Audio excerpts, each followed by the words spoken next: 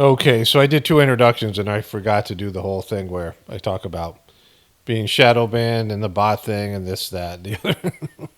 I don't want to say the same thing over and over again. That's why I dislike doing this. But I do have a bunch of comments here from people. Okay, so one comment, the person says this. I gotta just make it bigger here. It's just, my eyesight is. The person says, yep, it wasn't as shadow banning you. I'm starting to get notifications more of you also. So there's a number of those type of comments here. Here's another one where the person says, I wandered from your wondered from your channel for a while, brother, but it's been good to see you're still on point. Hope you're doing well. So that, again, all these people are coming back now. I went 2 or 3 years without seeing you videos on my feed, and I've been subscribed for a long time. And so this is, again, all of a sudden YouTube's giving these notifications. Oh, I miss watching your videos so much. They just make my day, but I never get the notifications. I think that's all of them. So I copied more. I took more screenshots this time.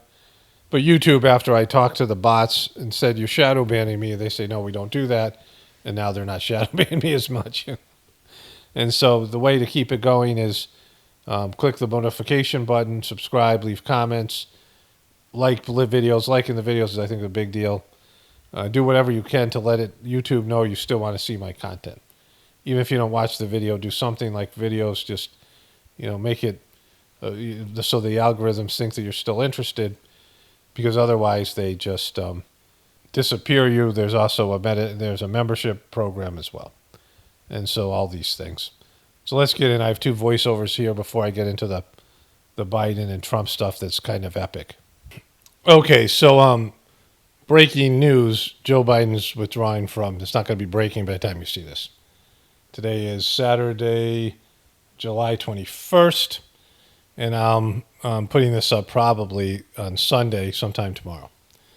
And so I've got 2 voiceovers that I did last night, and then I've got a bunch of content that is about what happened right before in a disastrous interview that this YouTuber did. And the YouTuber wasn't like an anti-Biden person, but he basically destroyed Biden, asked him questions that none of these mainstream media people would have asked. This guy wasn't a truther, just great interview.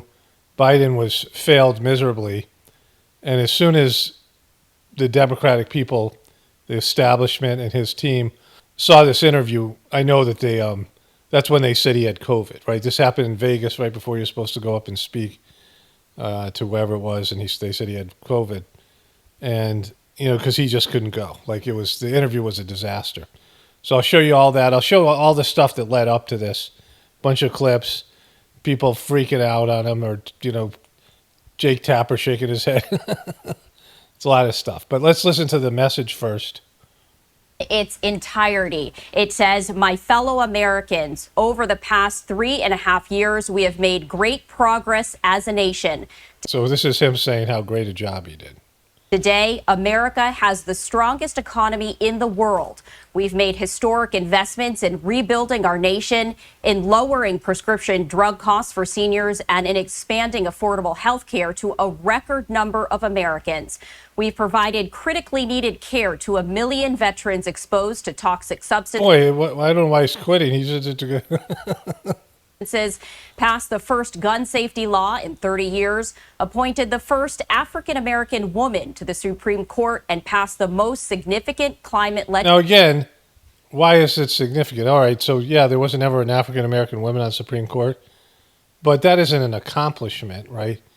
If you went out and you said, all right, I'm going to handpick, this is what he did with Kamala Harris. He handpicked a woman of color. You really can't call her African-American because she's Jamaican and Indian, but he picked a woman of color because he said he was going to pick a woman of color. Anybody could do that, right?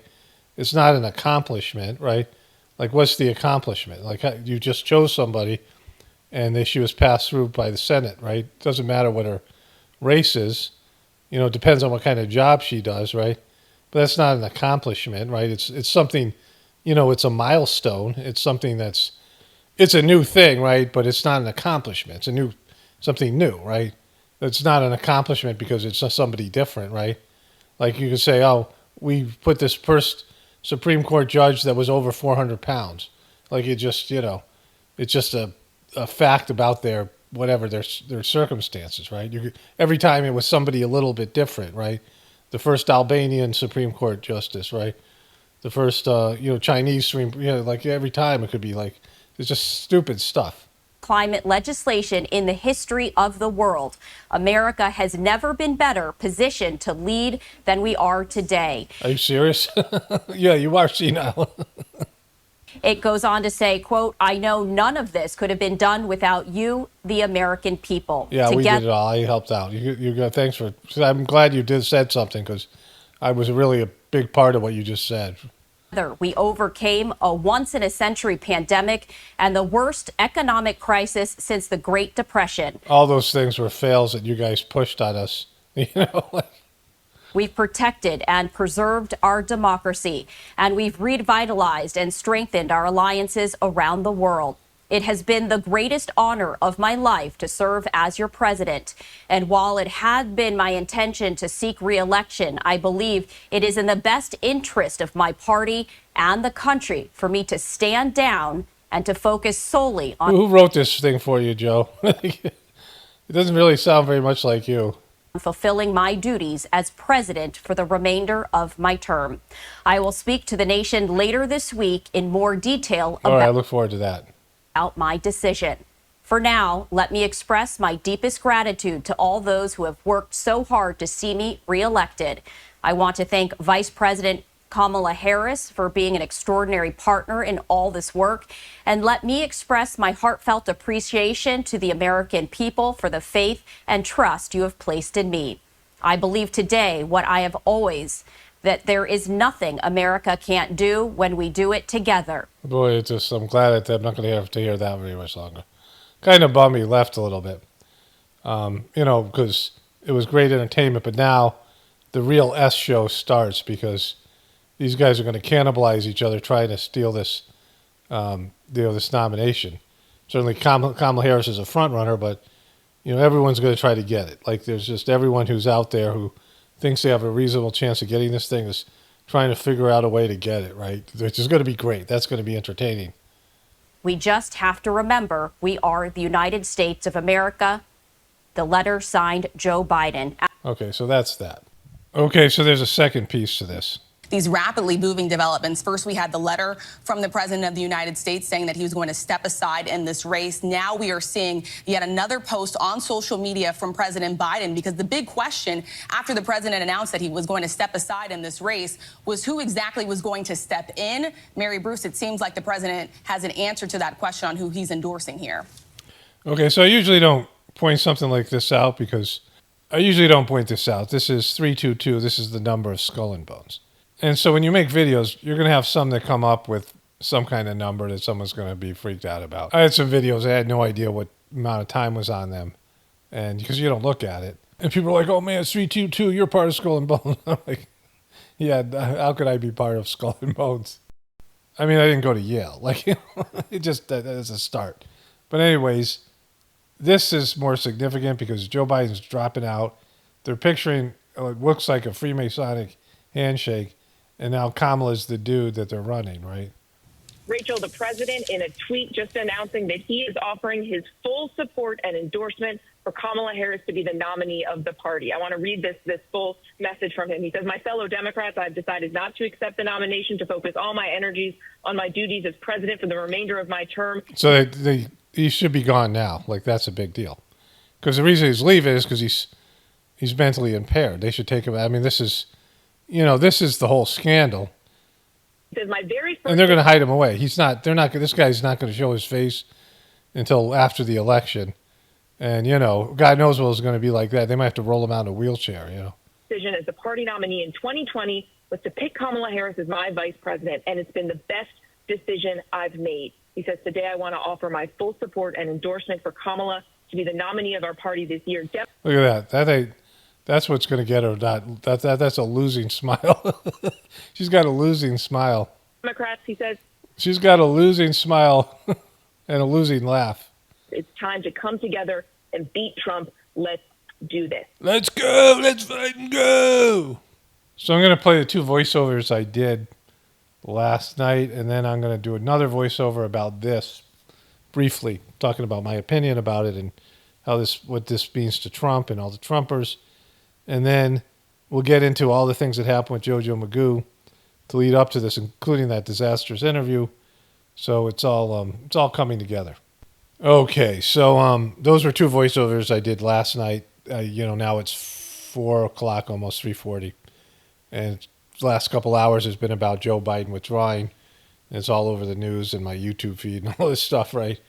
And I wanted to just react a little bit about this because, what I've been saying forever is Kamala is unelectable. The Democrats didn't like her. She might get a little bit of bump in the beginning because Joe Biden withdrew and there's people don't know who she is. But before, when people started to look into her and see her, she's just not likable. And probably more unlikable than Hillary. She's got that cackle, that laugh. But Trump has such a powerful position, right? And I really want to stress this because there is, I don't know how many other people in the truth community are saying this, but I've said this forever, this idea of Trump Derangement Syndrome, which I was talking about. They have made Trump the center of the political universe and really the entertainment universe for 8 years now. Everything they do has Trump in it some way or another. 80%, 90% of the news, you turn to CNN and MSNBC, is about Trump. For about a week and a half, when Joe Biden had the worst debate performance in presidential history, and he collapsed mentally, whatever this period of time it's been, 3 weeks, I don't know. He was at the center until Trump got shot. And even then, it's the way Trump is. These guys are both attention whores, right? And I also have said in the past, America is good at killing people and destroying people. The people who run the system, two of the things that they're good at, really two of the only things they're good at, is destruction of other people and other things, but in this case, people, or killing people. They can destroy people. They can ruin people's lives. They can make you miserable. They can erase you. They can destroy you in one way or another, or put you in jail, like any of these things. If they wanted Trump in jail, he'd be in jail. If they wanted Trump dead, he'd be dead. If they wanted to humiliate him and destroy him, he'd be destroyed. But they haven't, right? You can say this is some sort of a humiliation ritual before he gets this incredible narrative on this obviously staged and fake event, right? And so if you understand that, they're handpicking this guy. As of right now, they want Trump. What do they want him for? Whatever they want Trump for, it ain't good, right? Whatever Trump is going to be responsible for, whatever's going to be rolled out the next 4 years is, and it's lining up 2024. There's predictions and whispers of the brighter world about big event 2025. The Mayan calendar, they're like, maybe it was 2012, but maybe it was 2024. It's lining up to be this apocalyptic doomsday, and he's going to be the doomsday president, right? This an economic collapse. It's all going to be put on him because, they're giving him this win, this whatever it is, and then things are going to go south because they're pan-picking somebody, right?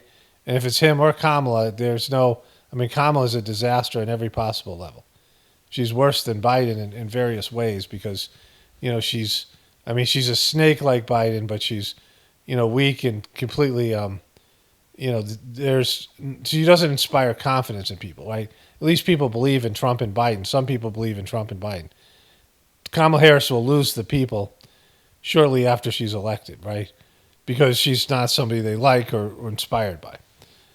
Some people are inspired by Trump. Some people were inspired by Biden. At least there's people who believe that Biden was a competent politician. But I don't see Kamala Harris winning. So they picked Trump. Trump is their guy. They gave him this great narrative of the beer and the blood and these things, WWE, and, rolling in, this thing, it's redemptive movement. All of a sudden, his court cases have disappeared, and he's just walking back into the White House. So you got to understand there's a reason for this, right? And that reason is not good. He's not doing it because he's going to save the country. They're picking him for a reason. He's being handpicked. He's being selected. Again, they might change that, but that's what it's happening right now. the election was happening today, Trump would win by a landslide, and he'd roll right back into the office of the president, and we'd, see what would happen from there. But he's their guy, he's their puppet, and this is lining up perfectly for him. And there's a reason, because this is completely controlled and contrived.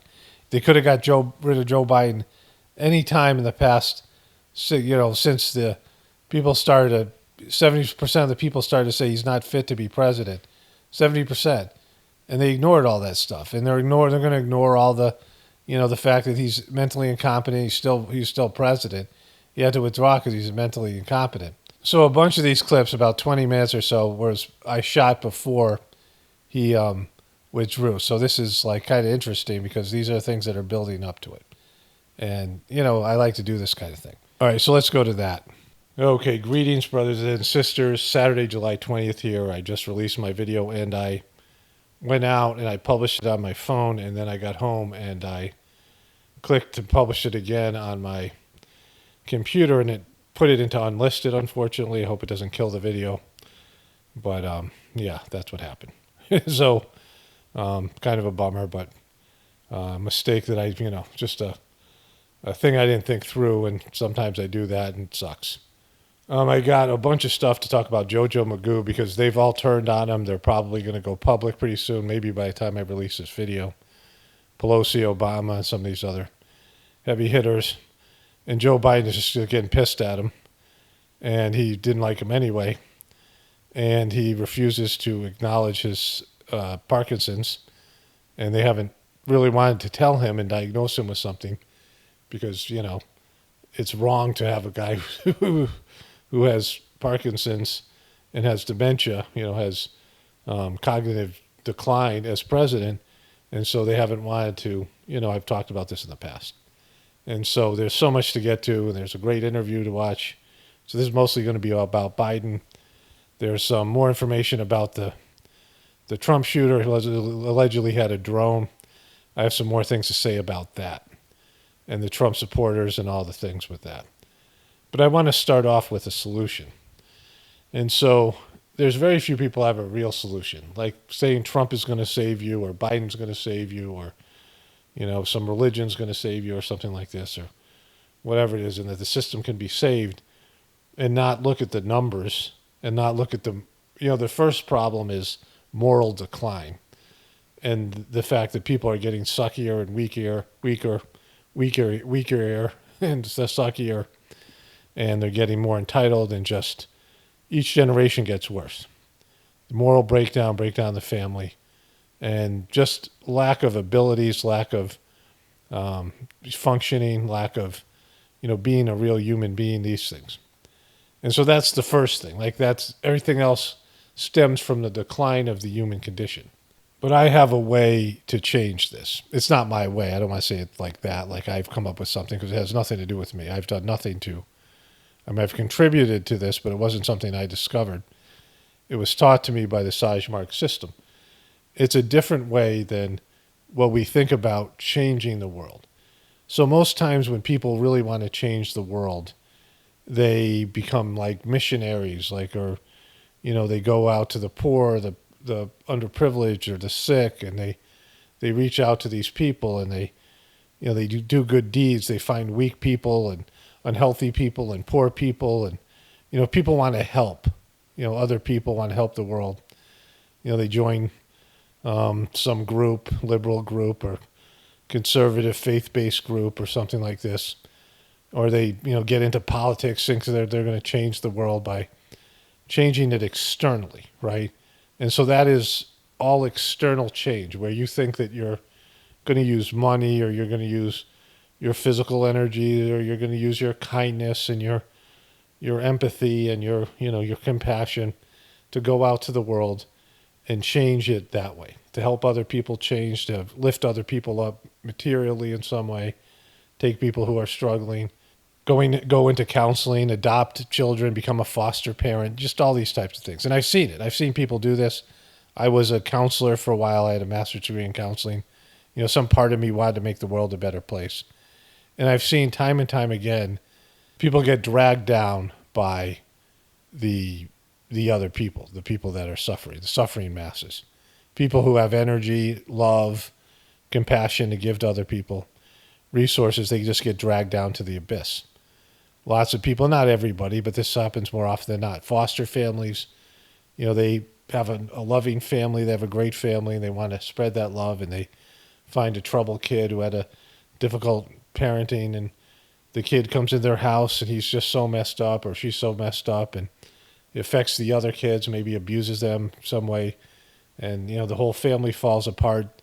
CPS and social services gets involved, and next thing you know, this family that was a loving family that was doing well gets sucked into the system, right? They were a fully functioning loving family, and then they try to give their love to somebody else, someone disadvantaged, and it falls apart. Time and time again you see that a good person marries a troubled person, and the troubled person sucks the energy out of the good person, and then you have two troubled people, right? So again, it's not always the case, but more often than not, externally trying to help people fails. And so what I've learned from the Sajar system is something completely different. A way to make the world a better place by going within and connecting to the divinity within you and changing and elevating yourself. And because you've elevated yourself, it affects other people around you. That you're focused on your own spiritual evolution. And although people say, well, that's selfish or whatever, it isn't. Because you bring other people up with you. And you could see this in the material world when a great athlete or an unselfish person goes into a place of work and pulls people up. You might have met somebody like this. You might be somebody like this yourself. That your level of excellence makes the people around you better. You elevate them. And that's on a material level. But if you become a spiritual person, and again, it doesn't mean that you're going to be a saint or you're going to be better than other people. It just means that you're going to change for the better. Because if you're at one level, a lower level of consciousness, and you raise up to a higher level, you might not reach the highest level. You might not be the most spiritual person, but you're getting better. You're going in the right direction. You're trending in the right direction, right? When most people think of other people, like the Democrats think the Republicans are below them, and they're worthless below them. And we think about the sheeple here in the truth community. The sheeple think about us, people, crazy conspiracy theorists, the right and the left, and all these different demographics that think they're better than this group or that group, and think that this group is bringing everybody down, right? And they think if they eradicate that group, minimize their power, imprison them or silence them or do whatever they can to shut that group down, that the rest of the world will be free of this cancer. But that's the inappropriate way to look at it, because getting rid of people that you hate or you look down on, I mean, if you're better than them, then why can't you elevate them? Not by force, not by going in and doing some missionary shit like they used to do in the old Christian tradition and try to indoctrinate people into your religion or whatever it is. And so, that doesn't work. But elevate them by going up to a higher level yourself. And, I've seen this work over and over again. Raise your consciousness to a higher level. And when you're around people like that, which I've experienced who are on a higher level, and you experience their, level of consciousness, it pulls you up. It happens with animals. You'll see this with domesticated animals that have a higher level of consciousness and develop higher level of capacity. Someone just sent me this video of a cat that loved bass, and she wouldn't get out of the tub. And she was basically meowing a no to her owners, right? It was, I have the video. I'll probably show it on my other channel. It's the kind of thing I show on my Apocalypse Now channel. But anyways, it's it's something that happens. I've talked about this with dairy cows. When you're interacting with cows and the animals are serving you, and you're appreciating them, and there's a exchange of consciousness and energy and things like this, you elevate and bring them up. And you can see this, phenomenon, and with spiritual people particularly, higher developed souls, saints that pull people up around them. And the best thing about it is your success is not predicated on other people changing. And that's a big part of the problem with the world, because everyone's waiting for somebody else to change. I mean, just recently with this, this bogus Trump shooting thing that happened, crisis, actor thing with Trump. Both Trump and Biden said we have to de-escalate politics, and Trump says the Democrats have to start weaponizing, weaponizing the justice system and all the other things that they're doing to Trump. And Joe Biden said that Trump has to stop escalating his fan base and turning on them and with a violent language and things like this. But neither one said they need to change what they're doing, which is just a ridiculous, immature way of going through life, right? If somebody else sucks, then you have to do better. If you have a teammate who's not as good as you, you have to play harder, right? Like that's how life works.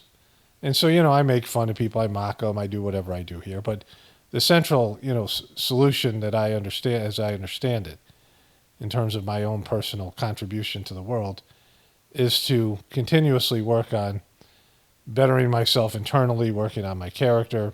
But most of all, it's about minimizing my ego and working on connecting with the divinity within me. We all have, a self, a soul, a self with a capital S, and we have an ego. And as we learn to, our ego learns to accept the nature of our soul and our true purpose here and deepen our connection to the divinity within, we make the world a better place. We elevate people around us, and not like in some arrogant way, like you say, "Oh, I'm making the world a better place." It just happens because you're moving in the right direction, right? And it's something that anybody can do. You just has to take some effort.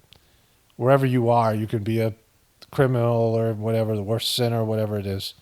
You can still become a better person. Like you can still bring God into your life, and not through some bullshit religious thing. It has to be internalized. It's not through some organization or some other person, Jesus blessing you or Jesus dying for your sins. It's about you taking personal responsibility to connect with the divinity within you and have a spiritual life. Throw off the shackles of these organized religions that act as a middleman between you and God, and connect with the divinity within you. I have the Gratefullness Meditation YouTube channel that has all this, free sittings, free individual meditations and things, and playlists that help people do the Sajar system the way I learned it. There's a big gathering coming up starting July 23rd, 24th, and 25th. There'll be individual sittings given. I'll explain that on the Gratefullness Meditation channel for those people wanting to try it. And again, I'm not, proselytizing, whatever. I'm not doing it because I can't pronounce the word, because I don't care. Like, it's not something I can force upon any of you or convince you to do, but it's there for people who want to try it. With that being said, let's move on to the Joe Biden stuff here. Okay, before we get into the Joe Biden stuff, I thought I would put this out front because it's an important idea, and I think that most people out there in the truth community are supporting that this was a real event, that Trump is rocking it, right? And I want to talk about Trump Derangement Syndrome, right? There's a protest going on for Joe Biden. I just looked at today's Sunday, July 21st, the morning. I'm going to make the video, be up tomorrow, today. And the majority of the content I'm going to create today and then edit it tomorrow and then put it up. And so the protests were, "Thank you, Joe, time to go," which is great. I'll show you that video in a second. So you have Joe Biden on one hand, who he's lost support amongst all the leading Democrats. People who are in the nation are saying he's too old and senile, and he won't go. And he's completely effing up the whole Democratic side of the thing, right? And on the other hand, you have Trump, who after all of these court cases, like multiple court cases, 2 impeachments, more impeachments than any other president, 2 impeachments, multiple court cases, the nonstop demonization of the guy, right? And heading into, being at the end of July, right, heading into the election, this is, when they were closing down everything in America, and Joe Biden was able to, they were closing down the economy, right? This is last election. They were closing down the economy, which was going to screw Trump, in terms of the election. And Joe Biden was being hidden away from his Parkinson's, that he didn't have to go out and campaign. Where now they're claiming he has COVID. They're hiding him away again, but he's just a disaster. We'll get into that in a bit. And so the reversal of fortune, right? And now Trump has the narrative where even if his enemies are saying it's the most badass thing they saw, a bloody WWE Trump getting up and raising his fist to the crowd and saying, fight, fight, fight, as he avoid assassination attempt, right? And he looks like a hero. He's had an epic convention for the dopes that follow him. And after all that time, all the demonization, the so-called Trump Derangement Syndrome, why are they giving him this narrative? Who gets a narrative like this, right? I mean, to sound like Trump, who has these numbers, right? Who gets a narrative like this? That he was, a bullet a bullet where the guy had to be perpendicular to him, and I'll show you that again. I just want to make that clear from my last video, where he had to be perpendicular because there's only one angle where the bullet could just hit his ear, and no other bruising on his ear, just whatever. I mean, most of his ear looks fine, and that his ear got shot so that there was blood. It looked like there was a bullet passed by his head, and he gets up rocking it and waving his fist at the crowd like a hero fighting for them as the deep state to try to take him out, the narrative that he's getting. Who gets a narrative like that? After all that, why do you think they give him a narrative like this? And it's Trump Derangement Syndrome, which you guys have, you Trumpers, on the opposite side, where the guy can do no wrong, and you won't question him. Most people in the truth community aren't even questioning this event, even though it looks more fake than so much of these other ones. And so, with all of that, you have the Trump Derangement Syndrome the opposite way. And so, the Trump Derangement Syndrome is the reason why this is fake, and the reason why he never went to jail, and the reason why he's still and also he had the court case he has all his court cases being cleaned out, like they're dropping all the charges in these court cases, and the Supreme Court just ruled on his behalf and put to rest any chance of Trump going to prison. So there's this chance that Trump is going to go to jail, be convicted again, and go to jail, be sentenced, and go to prison before the election. But once he's president, he's now got carte blanche to do whatever he wants. He's got a blank check because he's got immunity.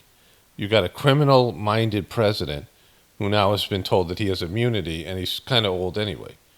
I mean, he's literally, he's not going. Do you think he's going to make it to 90? He's got 10 more years himself, less than 10 probably. Both these guys, I mean, if they make it to 90, it'll be, they'll be barely a shell of themselves. Trump is starting to, it'll show low energy and all these things, right? I mean, Trump is fading. He's going to fade after the election because his big thing is winning and, redeeming, whatever Trump's thing is. But the reason why the thing is fake is because Trump is their biggest asset. And I've said this for years. Trump is the center of the political universe since he stepped down the escalator. They love talking about the guy. First, he was a clown. He had no chance of winning. He wasn't going to be the Republican nominee. Jeb Bush was. Jeb Bush was the chosen one. He was the chosen Bush, right? And Trump came in as a clown down the escalator. Paid. It was like he had a paid crowd. And it was like, a publicity stunt. Most people thought, and I thought, even towards the end of the election, it appeared that the last debate with Hillary, he just sort of gave up. Like he didn't fight back. Like he just seemed to be resolved that she had the poll numbers, and he had just promoted himself as he was the Republican nominee, and he was going to lose the election, but he just pushed his brand. His name was out there, like he loves. But he seemed to be giving up, and his whole thing seemed to be, and I believe it was. I don't think it seemed. I mean, I believe this to be the truth, that he just wanted to get the publicity and all these other things that came with it, right? He's just self-promoting like he always does. He really never wanted to be president. And he won, right? And so, that was odd because Hillary had all the poll numbers. I mean, there's no indication that he should have won. There's enthusiasm, but it was, less than. And then what happened with the COVID stuff, all that epic stuff to take him out, and yet they continue to make him the center of their universe. For 4 years, when Joe Biden was president, the amount of time they covered Trump was 80% or 90% to Joe Biden's 10 or 20%.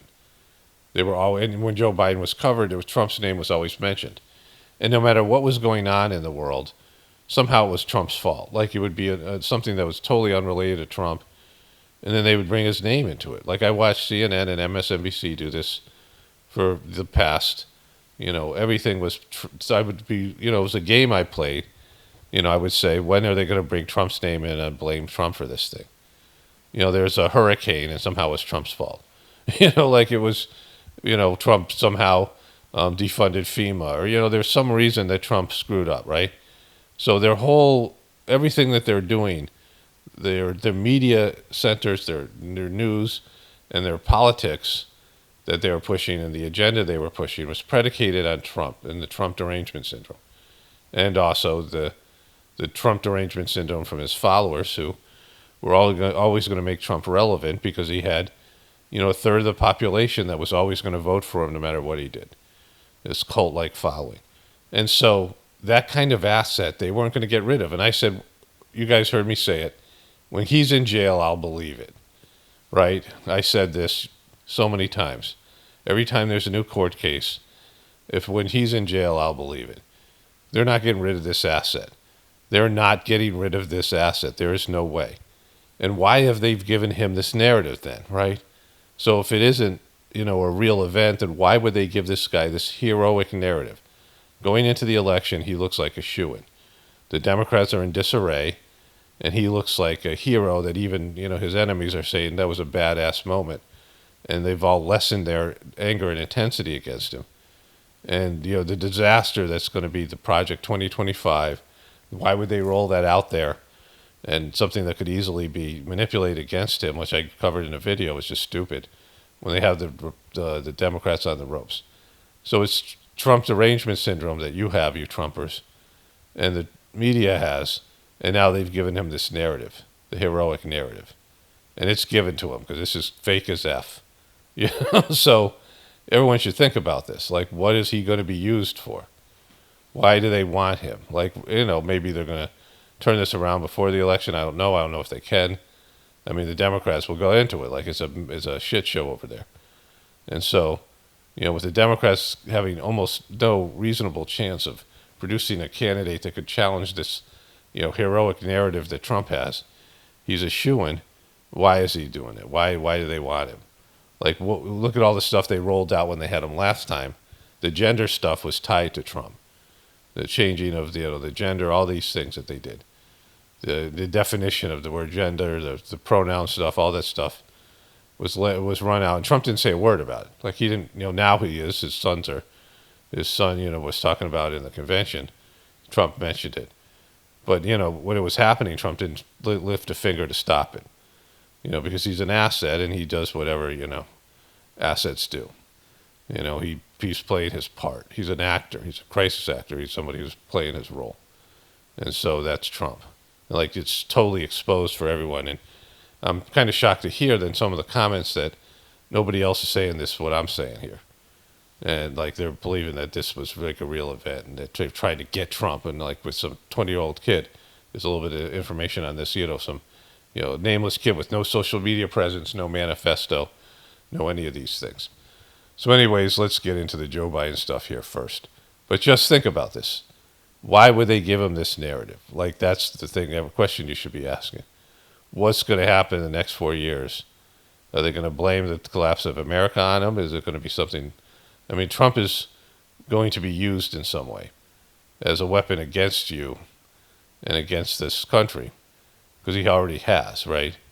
And to push an agenda and to, whatever might happen. But Trump's going to be used. And it's happening. Like they're doing it. They're activating him fully by giving him this WWE moment that, makes him like almost indestructible. And it's just so fake and he's such a piece of boop. Boop! All right, let's get into it here. So let's start here. Pass the torch or something. But this is what there's. Pass the torch, Joe. The torch, Joe, is apparently Statue of Liberty. What's his pronouns? Here. Thank you, Joe. It's time to go. Tonight calls on President Biden to drop out of the 2024 race, extending beyond Capitol Hill. We are ready to unite behind a new nominee. Biden is losing. Protesters at the White House today When we fight, we win. urging the president to pass the torch. As NBC News learns that Mr. Biden You know, they're missing the point, everybody here. We're going to get into it. The guy is senile. He's got dementia.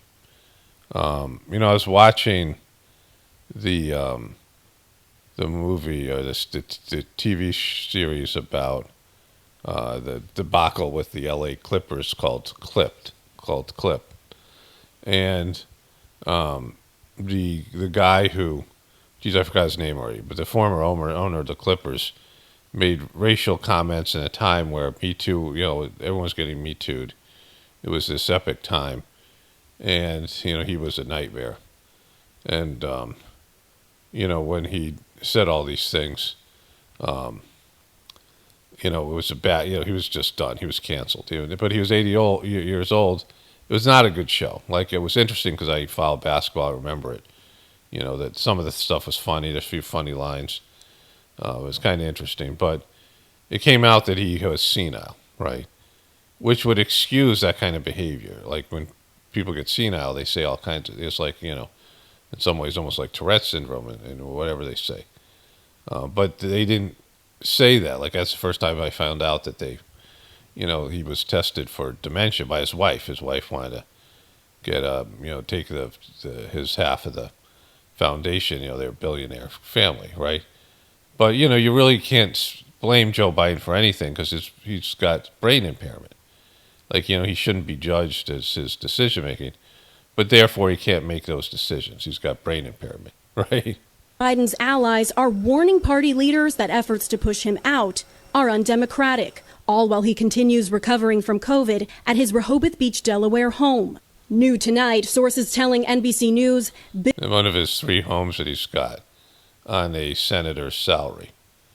You know, he's got all these assets, just like, these are all of them, but Dianne Feinstein, remember when she like had a plane and had $100 million worth of assets, and you know she was a senator. She was making $300,000 a year. Bill and Hillary Clinton are privately supporting Mr. Biden's repeated vow to stay in the race. While 2 people familiar with former President Obama's thinking say he has concerns about his former vice president's candidacy. All of this as sources familiar with the Biden family's conversations tell NBC. You know, he has it. Like he's gone. Like, you know, I saw him, I don't know, 6 months ago. I'm like, oh, he's toast. I didn't know how they were going to run him. Like, you know, he obviously is, you know, he's breaking down. You see it. It's not hard to see. I talked about this, you know. Grandpa's putting his shoes in the refrigerator, you know, like it's you know, this is that moment. And, you know, when they're not making it about this, they're making it about he can't beat Trump, which is stupid. Like, you know, he should be removed from office. I mean, that's the right thing to do, right? NBC News, there are ongoing discussions about what the president's exit might look like if he were to drop out. The divide among Democrats only widening as more than 30 lawmakers call on the president to step aside without agreeing on a replacement. If President Biden decides. Okay, so I'll show you some of these reports. Some of them are going to be redundant, but they've turned on. They know he's got to go. Nancy Pelosi being the big person, he's furious at him, at, you know, her and these other people. So this is from a couple of days ago. Jake Tapper. This is when Kimberly Guilfoyle was giving her whatever. I didn't see her speech, but I'm sure it was quite interesting because she's weird and got the huge mouth. And remember, she yelled at the last one with nobody in the room. A break-in scene on the campaign trail right now. Moments ago, President Joe Biden made a stop on the trail in Las Vegas. He met with voters at a restaurant there in Battleground, Nevada. He's on his way to speak to a Latino civil rights and advocacy group. This was right before they announced he's got COVID. While Republicans are projecting unity and strength here in Milwaukee, Wisconsin, Democrats across the country are projecting the exact opposite of unity and strength. Today, CNN is reporting that the Democratic National Committee is moving ahead with a controversial plan to virtually nominate President Joe Biden before the Democratic convention even begins officially in Chicago next month, despite more and more Democratic elected officials and donors and voters. You know, he was there, right? He was there at that disastrous debate. Voters expressing their him and Dana Bash seem to be the two people who were most like, oh my God, because they were there. They were physically with him. And they probably were looking at this guy going, he's toast, right? Concerns about President Biden remaining on top of the ticket. Fueling those concerns, new polling from firms such as Blue Labs, funded by Democratic donors, showing post-debate President Biden losing ground to Donald Trump in 14 key battlegrounds across the country, not just the 7 battleground states, including the 5 states that Biden flipped against Trump in 2020, Arizona, Georgia, Michigan, Pennsylvania, Wisconsin. But more alarming to Democrats, Biden... Like, if he loses all these states, this would be embarrassing. ...is now vulnerable in Colorado and Minnesota and Maine and New Mexico and Virginia and New Hampshire. Now, the Biden campaign has stepped up the president's media appearances in an attempt to show critics that the president still has the skills and the vigor to defeat Trump. This includes a taped interview with Speedy Mormon on 360 with Speedy that was taped last Friday and released on Speedy. This is the interview. I'm going to show you a little bit of Speedy's. This is like the worst. Monday. The president's performance will no doubt do little, however, to calm anxious Democrats because... You know, why would they ever put him together with a guy named Speedy, right? There were... This tortoise MNF-er, like, he's just really slow. As we've seen for quite some time now, moments where President Biden appeared quite confused. But I didn't plan on running. Great honor. 2020. Of course, President Obama tapped Biden to be his running mate in 2008, not 2020. There were also moments where President Biden appeared to lose his train of thought, such as this moment when he was answering a question about Trump's appeal to hip-hop artists. Speedy. All right, let's go to the interview. All right, so... Here now, former Biden... He shook his head. Look at him shake his head here. Watch him shake his head here. Here now, former... She's very pro-Trump. She was there. I mean, pro-Biden. She was there the night of the debate talking to him on stage, and she was the one who was most upset by, them calling for Biden to be ousted, and she was freaking out. And so this is 2 interviews he gave, one with Lester Holt and this other one, which were disastrous. They were way worse than the George Stephanopoulos interview. And their interviews they're doing to calm fears, and it's just making it worse at a time where all the attention was on Trump. Do you know what his Zionist is? I just ask questions, I don't answer. So, Speedy, here they are. Let's just... For the longest time, I was either told I was too young because I got elected to the Senate, the second youngest man in history of the Senate to get elected, and that I'm too old. But what hopefully I've done... So, at the beginning of your career, you were too young, and then 60 years later, you're too old. Like, it's not... There was a 60-year period in between here, bro. Demonstrated with age comes a little wisdom. He's really bad. Like, if he was in the debate with it, like, this would be even worse. He's just low energy, and he's just like, he's not there. Like, he's almost like out of his body, like he's having an outer body. It could be like some kind of, some person who's taking like LSD or something like that, because his brain's not working, and he's he's tired. He's coming into this interview, right? It's a disaster. He's in weight. 161 when he became vice president, then went up to whatever. But, he has all these assets, like it's a joke. He's worth $20-30 million. He's got like 3 houses, whatever it is, right? And, he didn't score as much. Hunter didn't come through for him as much as Jared and Ivanka came through for Trump. They got a couple billions from the Saudis, and they made other cushy deals. But there's a part, when I rewatched this, he asked about Israel, and I went back, and there's a great exchange here, so we can look at that here. So I went back and got this. This kid's Speedy, obviously not really a truther. I don't know who he is, but more hip-hop type of person, young person. But he did the best interview, because he asked about this here. You said this is a great question, because like he's talking from kids who don't know shit about what's going on, right? The world will be at risk. Every Jew in the world will be at risk. So this was a huge answer, and I missed it the first time when it was videoing it, but then I just heard it and then I thought about it later when my wife and I watched this thing, and then we were listening to it in the car, and then now, and so there's a lot of people in the truth community that hate Jews and blame the Jews for everything, which I'm not one of them. I often tell you guys, you have to take with the good with the bad. There's lots of things that you are using in your life that come through Jewish people and Jewish culture, right? And I grew up with Jews, had Jewish friends, and I didn't think anything of it. Like I didn't recognize a difference. Even into my 20s, I didn't understand the prejudice there. There was a lot of Jewish people in West Hartford, Connecticut. I went to one of my friends, childhood friends, bar mitzvahs and things like this, right? And so I don't have this. It's not something that's, some big thing for me. So he's saying that because if there was no Israel, every Jew in the world would be at risk. That somehow that falls on America to defend those people, right?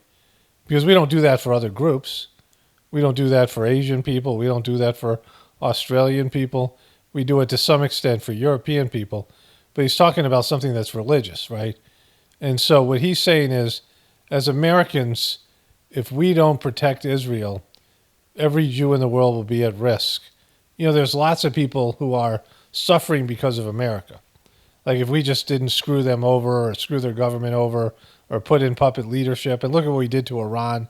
Look at what we've done to Muslim people all over the world, where we've gone after Muslims and it's been 100% on us and nothing to do with them, right? The bogus, false flag stuff, all that stuff, right? Of course, he's not talking about that.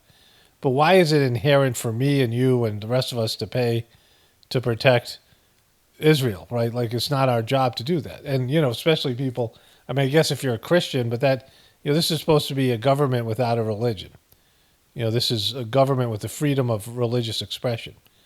And you can be anything. You don't have to be even a religious person. You could be an atheist or a Satanist or whatever, right? Like that's America. And it's a good thing, right? And so, just because Christians feel like they have to protect Israel and Jews feel like that, but that doesn't mean the rest of us have to, or us as a country, right? Like this is him saying that this one specific group we have to protect. And, again, maybe he just screwed up that answer. I don't know if that's an answer they would want him to give. But he's saying that, we have to make sure that Israel doesn't fall. And it isn't falling from Hamas, right? Israel has got the biggest, most prolific army in that region, and they have nuclear weapons. So, I don't know if there's any country in there, maybe Iran, there's whatever. If America wasn't there to back Israel, Iran could, take Israel out. I don't know. But I don't know if they would really want to as well, because it would be a brutal war and, nuclear weapons that Israel could launch into Iran, these things. So, they stole American secrets to make nuclear weapons. So there's things there, right? It's just, it's not always been a positive relationship for America in terms of its relationship with Israel. It's kind of been one-sided at various times. And for him to say this thing to this young person when so many young people are pissed off at what's going on in that region, he's going to talk more about it here. And he's going to, he's making a distinction between, what he's going to say here without saying it is Israeli lives are worth more than Palestinian lives. Under 1,000 or whatever, it's 1,200 Israelis died in that day or whatever it is, and hostages, whatever. It's under 2,000, and it's like 40,000 Palestinians, and half of them kids. And so, there's a difference in a value of life. One group of people is considered more valuable than other, and that's where all this resentment, hostility comes from. You can't do both, bro. You can't support Israel and Palestine, like not now and not ever. It's one or the other. That was great exchange there. Okay, so I was going to stop there. My wife and I went to the hardware store and we listened to this whole interview. And the kid did a great job. I'm not going to play the whole interview. But he asked questions in the beginning about Joe's age and these things. And he asked questions that you never hear. Mainstream media would never ask him these questions. And I'm sure when they saw this interview, they were like, that's it. He's done. Like, this guy can't do it, right? And let's go forward here. By the way, I'm the guy that did more for the Palestinian community than anybody. I'm the guy that opened up all the assets. I'm the guy that made. I'm the guy. Me. I'm the guy. I'm that guy. I'm that guy. I'm that guy. Sure that I got the Egyptians to open the border to let good goods through, medicine, and food but what's happening is he's just so confused. Like he is. This is why like he was at the debate, and they're going to probably roll this guy out in a wheelchair. So now, at this point, I now know that Kamala Harris said he's withdrawn, and Kamala Harris is his pick. So this is the rest of this stuff will be in full knowledge as I cover this stuff, the other things that were happening in the days leading up to his quitting. Their facility there, we'd operate, our military, we'd operate it so they can. Yeah, I don't think we want that. Move away from fossil fuels. That's a big game changer in the whole region. The place where they have the most oil ever. So, I mean, this is a great interview if you get to see it. And it just showed you that he's gone. Like he's, the other interviews, he maybe was a little bit sharper than he was at the debate. But this is the one they just gave him COVID. They said he had COVID. And they're saying, you ain't, they were just applied whatever pressure. First they leaked that there was some conversations between Joe Biden and some of the senior leadership. And then they, when Joe Biden said, yeah, I made my decision, Nancy Pelosi said, well, the decision hasn't been made yet. And then they leaked that there was Nancy Pelosi and Obama and some other people had said some things about Joe Biden should withdraw. And then these people were going to start coming public. And once they came out publicly, it was over, because there's no way he can win. And so it's just how much humiliation he was willing to suffer. And he was just so far gone. And his team is so dopey. They went way longer than they should have. But we'll get into some of these other things building up to it, right? A little bit. So there's a little bit more here. The Arabs are good for him. So he's just lost. But there's one more thing I want to show you. So he asked a great question here. I went back and decided to put this in. And this is a disastrous answer for... So this happened the Friday before... I think this interview was posted the Friday before Trump got shot. But it was basically at the same time. And this is what he said. That was a big part right there. And given the timing of it, this was a disastrous interview for him, but it's things that he said about Trump and all these things and the bloodbath and all this other stuff. And then the fake shooting thing and the rest of it that happened directly. This is why he's no longer a presidential candidate. Okay, so there's something brewing here. First of all, this is the shot that I got today from the whatever that little ABC News report was. But let me show you these memes first. Then my wife sent me these two memes. Kamala Harris has now stopped being unburdened by what has been. It's just the hyena comparison. Ready to serve. They put the knee pads. So someone else has got in on the Kamala knee pads, Harris, right? So there's that. And so, but there's something else here. And apparently the Biden staff, most of them, some of the higher up people, had no idea he was withdrawing and found out the same way everyone else did. And there's no official stamp on presidential seal on this piece of paper that's put out. And so there's a chance that they have Biden locked away somewhere, confused, whatever. Because he didn't come out. He should have come out and made an announcement. I mean, I was surprised there was no video. And so there's all this information out there that now all of a sudden there's some speculation that this is some forced thing and that he didn't know about it, because that makes total sense, because I don't think the guy was ever going to quit. And maybe some of his staff went rogue and they put this out, forcing him to, they're going to try to push him out to next week sometime. We'll see if that happens, because it's Sunday. He said later on in the week. And maybe they're saying he's still too sick. I don't know. But, if he was really sickly and he was browbeaten into this announcement, he comes out later. I doubt this will happen, but it'll make me so happy if it does. He comes out and says, no, I didn't quit. Right? They did this to me. Some people in my own campaign. Of course, if that's the case, he can't win, right? I mean, I don't think he can win anyway at this point. But, I just want this to be prolonged because it looks like there's going to be no challenger to Kamala Harris because I don't think anybody wants. They have to come up with a campaign. Trump's riding the high of his bogus, WWE publicity stunt, and they have the Biden stink on him, and they're going to let Kamala go out there and get, pummeled, and they'll try again 4 years. Of course, there won't be a country then, right? But there might be something brewing. I don't know. We'll see. Hopefully, there'll be a take backsies, right? Biden will take back his thing that they'll say that somebody else scammed him, and they did this they went rogue and did this without his permission. So, my wife sent me this. I think my wife sent me this yesterday. Breaking news: over 197,000 people are currently watching a live stream to see if a head of lettuce will outlive Joe Biden. The lettuce is currently the projected winner, while being up at 52%. This can't be real life anymore. So there's just this live feed here, and they have Joe Biden, and they have a head of lettuce, and I guess it's when the lettuce goes bad, but of course Joe Biden lost. I mean, the lettuce outlasted him.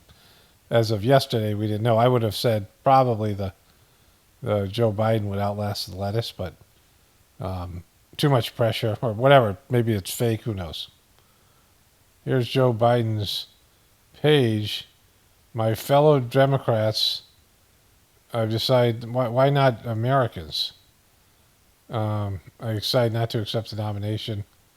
And so I'm wondering if he didn't sign off on this. They just had to weekend at Bernie's him. So this is from before. Overnight, President Biden landing in Delaware after testing positive for COVID, being helped into the SUV before putting on a mask. Oh my God. Earlier in that's BS. Nevada, the president not wearing a mask, saying, "I'm good," and giving a thumbs up as he slowly boarded Air Force One. The COVID diagnosis comes as questions mount. He didn't have COVID. Let's see the medical, the actual, well, they can fake that too, but over the president's ability to serve another 4 years. In an interview this week, the president said the only thing that would make him reevaluate staying in the race. If there had some medical condition that emerged, if the doctors came to me and said, you got this problem, that problem. Pressure may you have Parkinson's. Be growing from the most powerful Democrats on Capitol Hill, among them former House Speaker Nancy Pelosi. According to CNN, citing multiple sources, Pelosi privately told President Biden polling shows he cannot defeat. That's where I covered this, but so that was from a couple of days ago. So Ocasio-Cortez, some Dems want Kamala Harris off the ticket too. And Chantel Brown of Ohio. She is also member of the Progressive Caucus. And I welcome you to the broadcast. Thanks for joining me. Have you heard similar rumblings? I mean, some want to remove the whole ticket. And where do you stand on that and whether President Biden should stay in the race? Well, thank you again for having me. Listen, I haven't made it abundantly clear, I am 10 toes down, 100% riding with Biden. She's riding with Biden. Me is the conversations that are happening remind me so much of what happened in 2016 when we had one of the most qualified candidates to run for office at the time. That was Secretary Clinton up against Donald J. Trump. Donald J. Trump. And there are a lot of folks that talked about our emails. And if emails were all we had to worry about today, that would be a blessing. But here we are today questioning whether or not we should support a candidate who has really delivered transformational legislation in 3.5 years. He's accomplished more in his time in office. Okay, so she goes on like this for a long time. This didn't age well because a day later he's out. All right, so today's Saturday, or that's Monday, July 22nd. This dude's upset here. So I got something to do on Trump. I was going to add some stuff on Trump. There's been some news with the Secret Service and this, the alleged shooter, and the bunch of stuff. He had a drone, I guess. So I got this stuff, right? But he's just the devil, and people got to be asking themselves why they want this guy, because they're handpicking him right now. It looks really bad for Kamala here. I'm going to show you the poll numbers. So I'm going to show you one clip from him that's so just disgusting. Short clip, the end of this video, and then it's going to lead into my next video in 2 days from now. But let's start here. Tonight on the meeting that took place last night in Delaware between President Biden and two of his closest and longest serving advisors, Steve Ricchetti and Mike Donnellan. According to Politico, this is stupid. They got him locked in a closet somewhere. But here, let's go to the poll numbers here. Of all of the polls nationally that have been conducted since that debate at the end of June that set all of this in motion. So nationally, the average had Biden running 2 points. The average. Behind Trump. Now, a couple things to say about that. First of all, of course, we know that back in 2020, when Biden defeated Trump, never in 2020 did Trump ever lead Biden in the polling average. Biden led it from start to finish that year. This time around, here's Trump leading Biden in a polling average. And frankly, we've seen this for a long time now. Okay, so there's that, right? They're going to bring in Kamala Harris here somewhere. Here she is. That produced this average since the debate in the Biden-Trump race. What do they show when Harris is substituted in? A difference, but it's a difference of a point. The Biden at 45, Harris in these same polls, an average 46%, Trump 47% in both of them. So there's that stuff here. Then over here, Biden with bad numbers here. These are very perilous numbers. What are they for Kamala Harris? Average from the same set of polls. Little bit better. 36 goes up to 38. 57 comes down to 52. But, take a step back. Those are not strong numbers. She has those are bad numbers. Those are horrible numbers. I thought she'd be better than that. So in 2019, for the 2020 election, whatever it was, the summer of 2019, they were rolling up to the primaries that started, I think, in the fall that year. I'm not sure. But they are having these debates and things. And they started to push Kamala Harris. I talked about how Chris Matthews talked about Joe Biden and Kamala Harris being the dream ticket. And they were pushing her. Like there was a sea of candidates. They had to have two different debates. They had to have two different nights of Democratic debates at first. There was over 20 candidates, right? And there was some guy with a funny name from Colorado, and all these people polling, 1%, 2%, Cory Booker, and all these people, right? A bunch of people I can't remember their names. Bernie Sanders had his solid, 15, 16%, and Trump had Biden had his 20%, and he was a clear front runner, and Elizabeth Warren had 8%, something like this, right? People like that, Klobuchar and Buttigieg. You had a little bit more than the other people. And then everyone else was at 1%. And they really were pushing Kamala. They were talking about her all the time in the news. They pushed her out there. And she was getting a lot of news coverage because they wanted her. They were choosing her for something. They she was one of their people they were trying to separate from the pack. And then they had a debate. Tulsi Gabbard ripped into her. A video just popped up yesterday about Tulsi Gabbard freaked out about Kamala Harris being president, she hates her. And, she became sort of a, front runner status, and the other candidates tore into her, and America got a look at her. The Democrats got a look at her and didn't like her. She went down below 1% and never recovered, never went above 1%, and she left the race. Money dried up. They stopped talking about her. And then Biden said, hey, I want a woman, and they said, well, what about an African-American? He said, well, I'll take an African-American woman, which Kamala really isn't.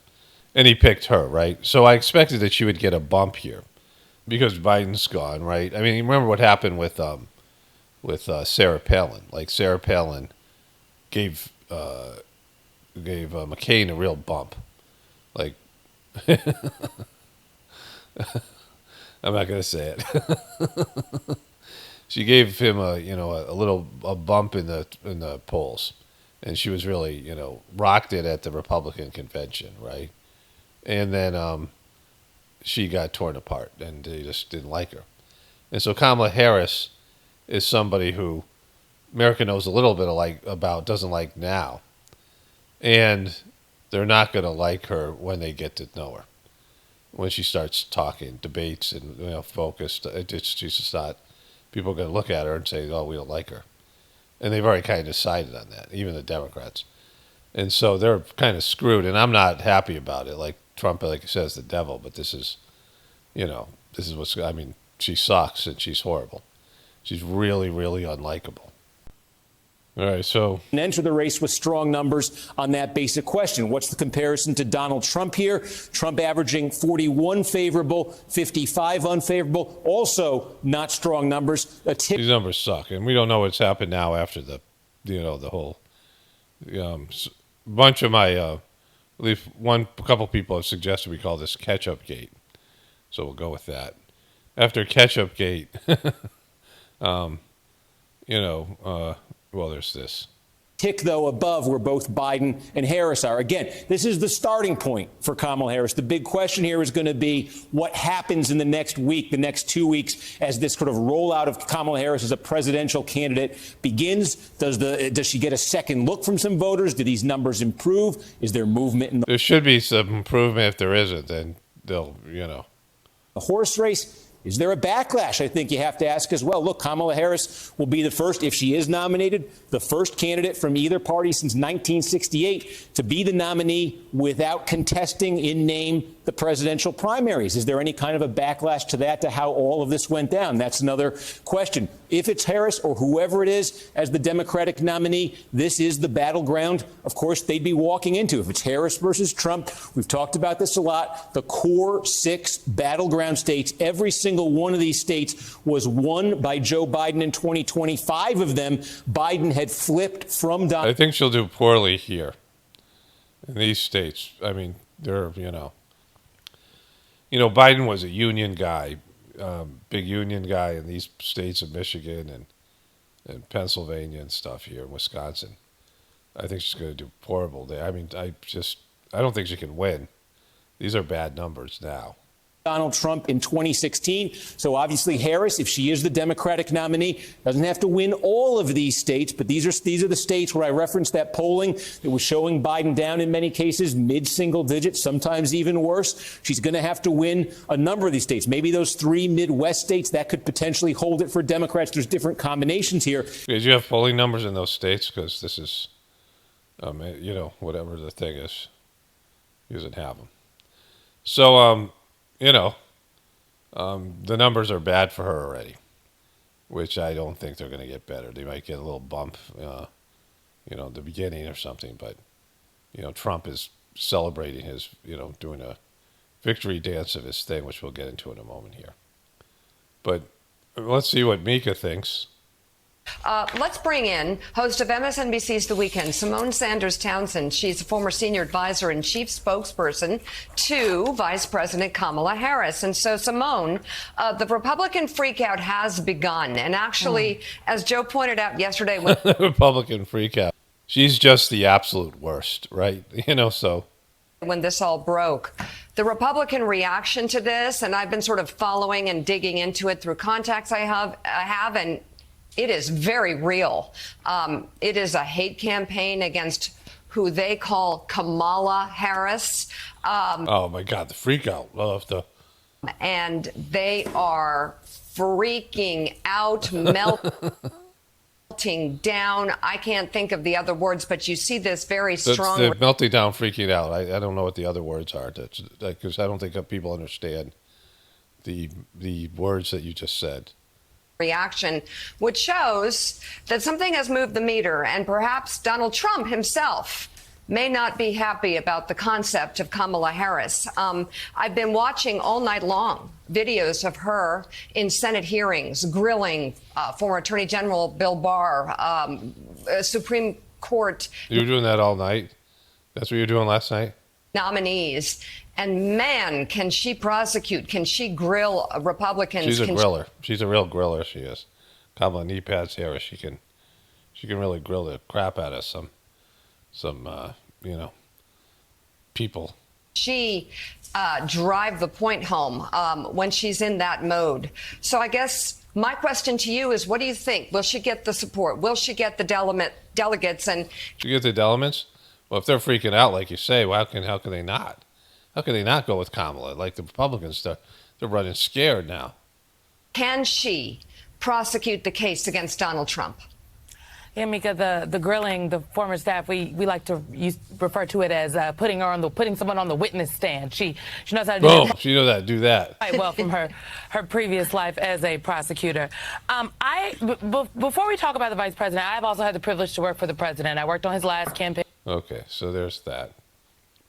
Editorial producer John Santucci. John, on the other end of this, you have former President Donald Trump's campaign.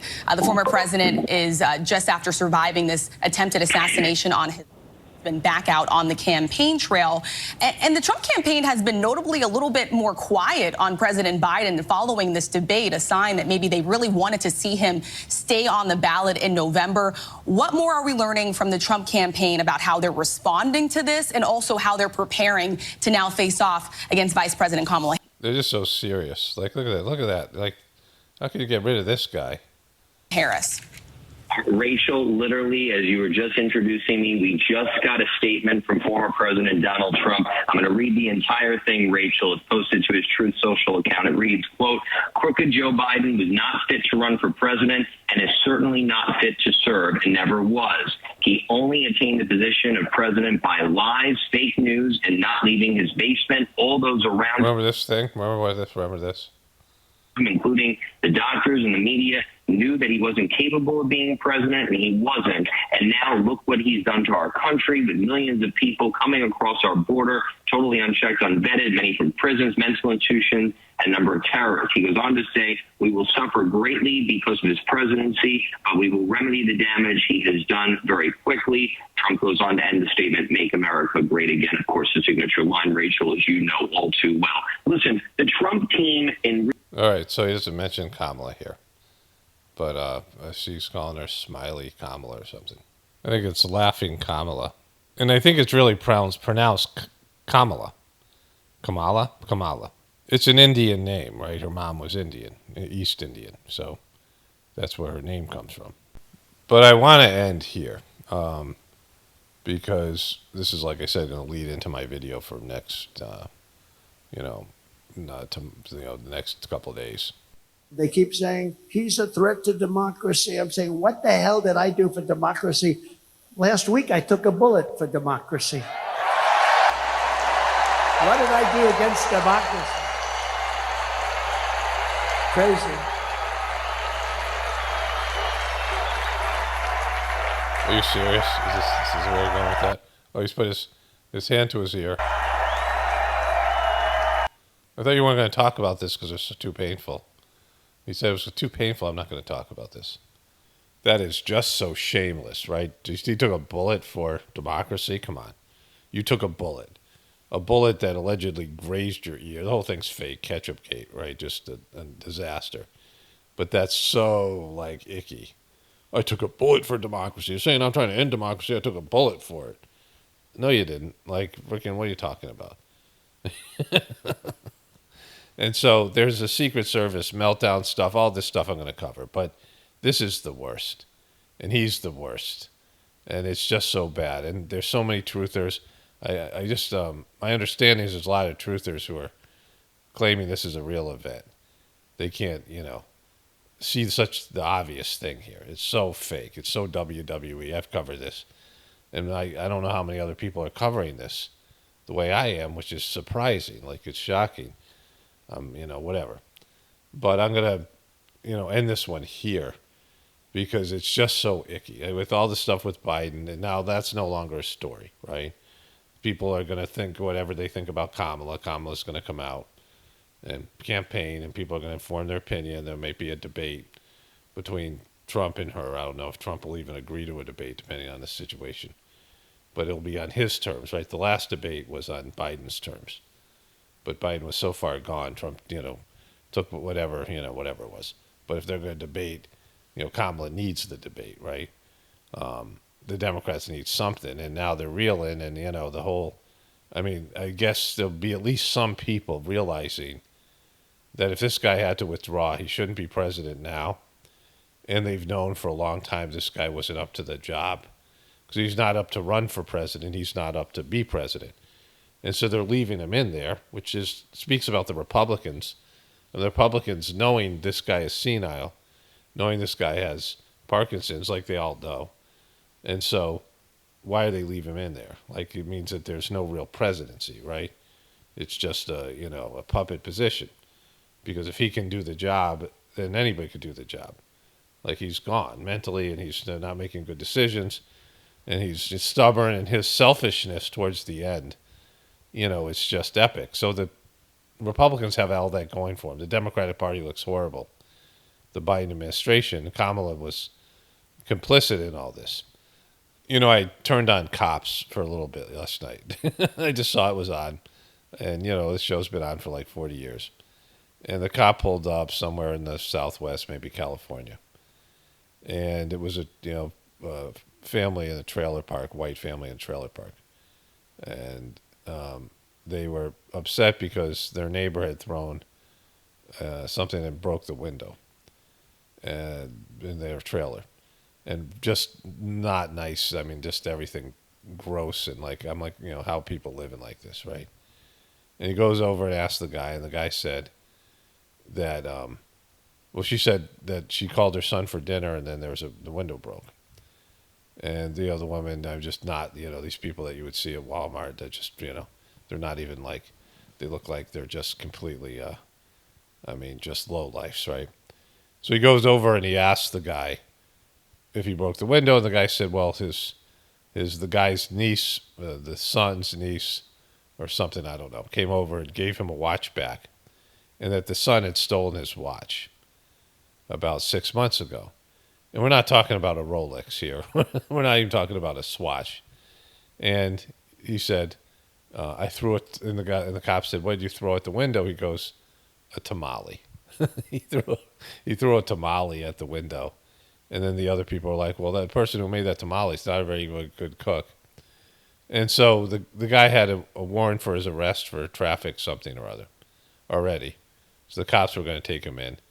And he went back and told the neighbors that the guy's being taken in for the warrant. And she goes, yeah, everyone here has a warrant. The woman says, everyone in the trailer park. And then he went to talk to the guy and said, if you're willing to fix the window, maybe they'll drop charges. And the son comes out, and he looks like he's 80 years old, like he's 40, but he's really dumb, doesn't understand what's going on. He goes, is this what this is all about, the watch? And then he goes back to the guy, and the guy said, well, I got a window in there. I'll fix their window. And the dad's standing there, the family, and he's a handyman apparently. And they bring the window out, and the window doesn't fit, right? The woman says that the window's worth $800. It's just a single pane and a glass and a metal frame that you could probably get. It's like, I don't know, if it's $100, it would be pricey. But they're measuring the window, and the window has the same width, but it's on a metal frame, and the dad's got to cut the metal frame and cut the window to make it fit. But he's like, I'll make it fit. And the whole thing is the low consciousness and the low vibration of the thing, right? And I was thinking about, well, these people will probably vote for Trump, right, or whatever it is. But there's people out there that are, I say double-digit IQ, but it's below that, right? The low consciousness people you see at Walmart. And they're out there, right? And so, all of it is, democracy is a joke because these people they're not conscious, right? There's no level of understanding the world around them. The cops talking to them, and they just got these confused looks on their faces, right? And you forget about how low humanity is sunk, right? And just all these things. That's why they get away with all this stuff, because of the depravity, the idiocracy is set in, and all the rest of it. Trump rolling out the Hulk Hogan, like the president from the Idiocracy movie, which I said in my last video, right? So it's really just low.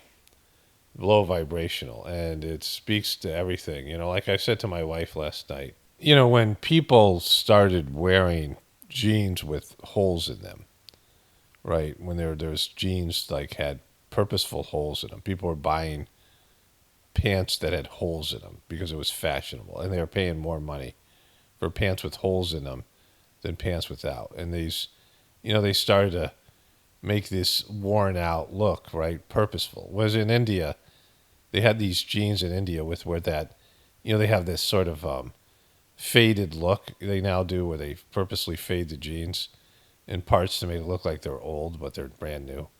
In India, they had, like on the thighs, like right above the knee, they had 2 strips of faded jeans. And then on the ankles, the knees were fine, and then the ankles, they were faded.